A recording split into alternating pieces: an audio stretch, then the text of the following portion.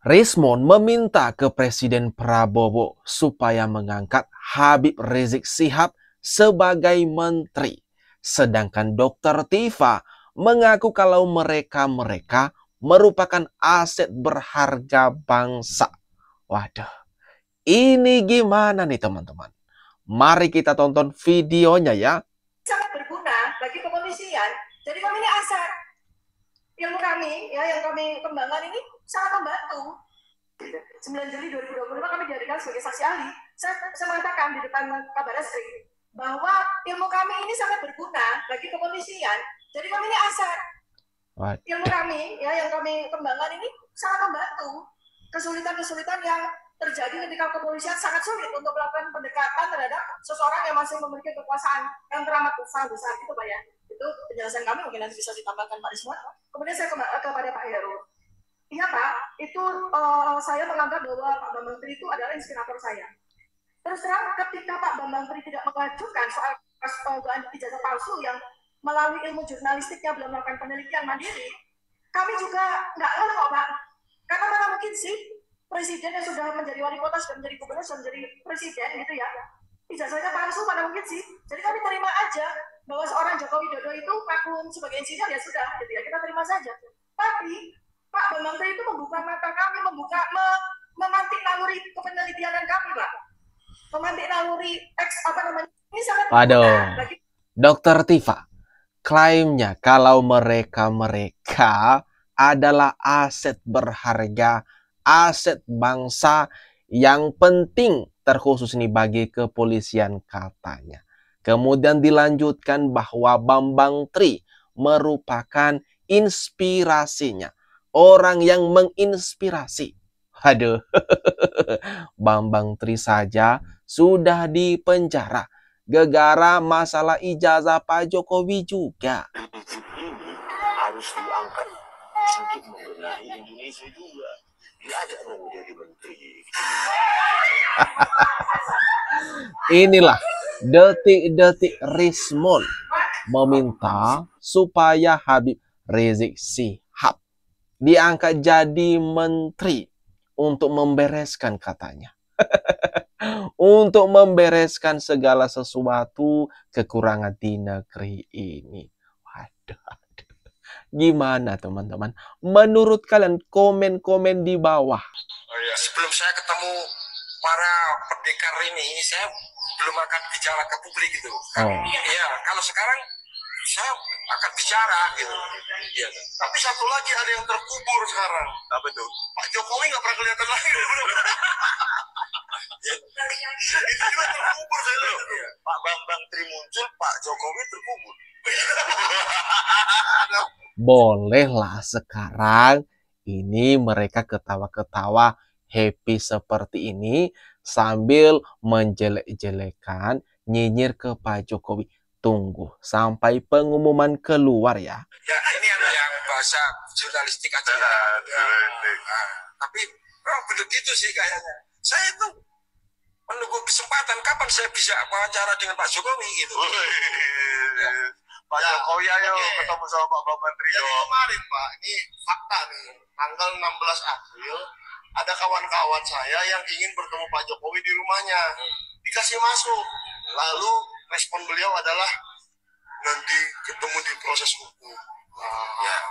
Jadi saya juga agak-agak ngeri-ngeri sedap. Ya. Saya kemarin ditanya oleh penyidik, Bang Michael kenapa tidak mencoba datang ke rumah beliau? Lah, yang datang baik-baik dengan memberikan surat saja di proses hukum, jawabannya kan itu kan berarti seseorang yang anti wawancara. Ya, Pak Jokowi ini pokoknya posisinya kan repot, maju kena, mundur kena, bicara belok kiri kena, belok kanan, tampil di pers juga kena, sembunyi juga kena. Iya. Satu-satu jalan ini adalah nanti kita bertemu dengan Pak Jokowi, tapi dengan mediasinya orangnya Pak Prabowo gitu. Ya. Waduh, canggih banget. Memang kalau wartawan senior, out of the box ya. Waduh, Bambang Tri. Ini Rismon dengan CS-CS-nya mewawancarai Bambang Tri. Awas, masuk kembali. Awas kembali masuk Pak Bambang Tri. Orang kalau dekat-dekat dengan Rismond, Roy Suryo, dan CS-CS-nya, mending dah. Nggak usah urusi ijazah Pak Jokowi. Nggak usah. Karena sudah disita ijazah Pak Jokowi.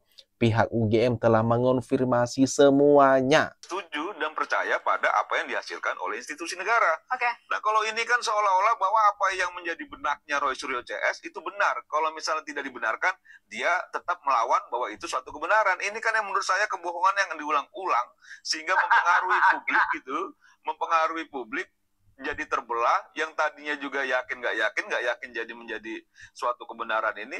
Ini yang menurut saya ini yang akhirnya tidak hanya sesat, ini jahat, ini cara berpikirnya jahat, cara juga bagaimana mempengaruhi psikologis masanya jahat, karena memang dasarnya kebohongan. Kalau dasarnya kebenaran, ini nggak kayak gini caranya nih. Mas Roy punya bukti apa saja untuk membuktikan bahwa ijazah Mas Wapres itu bermasalah? Iya, jadi gini Mbak. Jadi tidak ada kebohongan di kami. Ada banyak. Kau usah bilang nggak ada kebohongan di kami. Sudah beberapa kali juga kita debat soal skripsi, soal apa juga banyak kebohongan di situ gitu loh.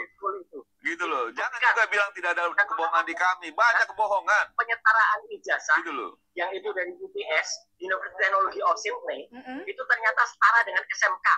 Ya, UTS itu menyelenggarakan program namanya INSERS. INSERS itu kayak matrikulasi gitu loh. Dan itu sempat ditulis dalam CV-nya, dalam kurikulum vitae-nya Gibran dulu, itu S2. Ya, itu ada buktinya semua kita kumpulkan, dan ternyata dia sekarang nggak ngakuin itu. Dan itu dianggap sebagai sebuah SMK, grade level 12. Lah kok bisa universitas mau disetarakan SMK? Ayo nanti kita buka. Jadi kalau yang itu orang bohong, lebih jahat mana? Orang yang pakai ijazah palsu, atau yang kami yang dengan penelitian itu membuka tabir keburukan atau kebohongan dari seorang yang sekarang lagi menjabat. Itu aja. Ayo kita. Waduh, Roy Suryo. Roy Suryo ini ya, belum selesai tudingan mereka terhadap ijazah Pak Jokowi yang dituding-tuding sebagai ijazah palsu, sekarang berpindah menuding ijazah Mas Gibran adalah ijazah palsu. Waduh. Ini gimana teman-teman?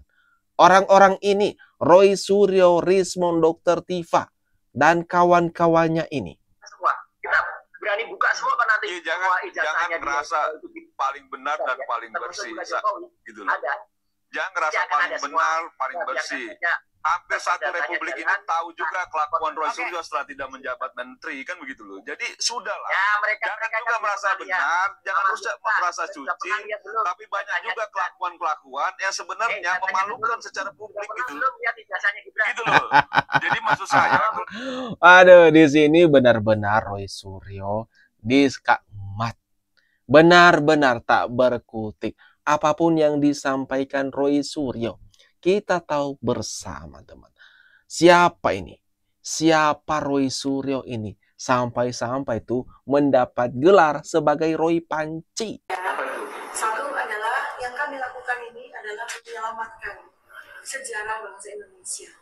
Apapun konsekuensi yang akan kami terima, kami siap. Yang penting adalah kami menyelamatkan sejarah bangsa ini supaya tidak terjadi lagi. Nanti kita punya presiden ke-11 dengan ijazah palsu. Kemudian yang kedua adalah, kalau memang terjadi sebuah pidana yang dilakukan oleh seseorang dengan jabatannya itu dia menggunakan dokumen palsu, 20 tahun dia menikmati semua fasilitas yang dibayar oleh pajak rakyat, itu jelas pidana. Dan kalau seandainya sampai orang yang melakukan pidana ini lolos, Komisi 3 turun tangan. Saya Pak Ketua mohon agar tidak melihat ini sebagai masalah kecil. Waduh, Dr. Tifa CS mendatangi DPR. Ngadu lagi mereka. Setelah beberapa kali ke sana kemari, ke Komnas HAM, ke Ombudsman, mana lagi tuh yang didatangi sama mereka, Kompolnas juga. Mereka datangi dan endingnya ditolak. Sekarang mencoba peruntungan lagi nih di DPR dalam misi menyelamatkan bangsa Indonesia agar tidak dibodohi lagi. Ada gimana teman-teman? kemarin demo rusuh itu. Jadi saya ulang sekali lagi, yang pertama itu yaitu ketidakadilan, yang kedua geng Solo, yang ketiga adalah CIA. Nah, tadi Mas Aiman sudah secara kritis melihat ini agak tidak mungkin soal CIA. Saya setuju itu Mas Aiman, bahwa CIA itu sebetulnya bisa